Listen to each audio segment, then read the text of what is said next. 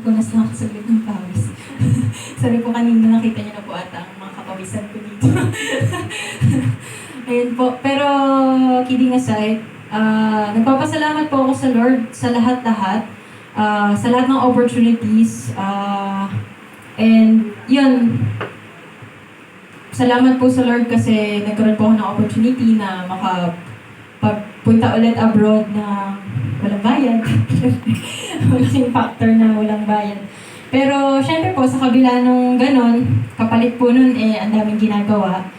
Talaga pong challenging siya sa schedule. Kasi minsan, 9 p.m. may calls pa ako kasi kailangan for stakeholder management.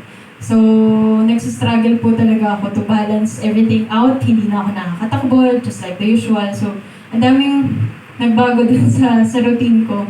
Pero, ayun po, lately po, medyo nakakapag-start na po, nakikita ko po yung ginagawa ni Lord para matulungan ako na pag umaga, gumising na agad, hindi matulog ng late, yung mga simpleng bagay na tinuturo sa atin ni Lord para mabalanse yung lahat. Kasi pag sa atin lang po talagang hindi po talaga natin kaya. Kaya naniniwala po ako na sa pamamagitan lang ni Lord natin kaya magkaroon ng balance ministry. Kumbaga, paano natin nababalanse yung pamilya, sa work, sa church, sa lahat ng mga ginagawa natin.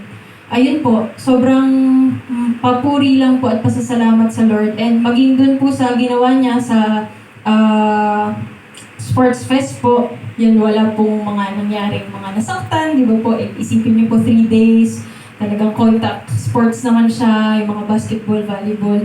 Pero yun, salamat po sa Lord kasi wala naman ding mga nasaktan talaga. Yun, malaki po siyang pasasalamat and talagang nagtagumpay po yung isa pong malaking tagumpay na natapos po yung event. And marami rin po tayong mga nakuhang panalo para sa ating district.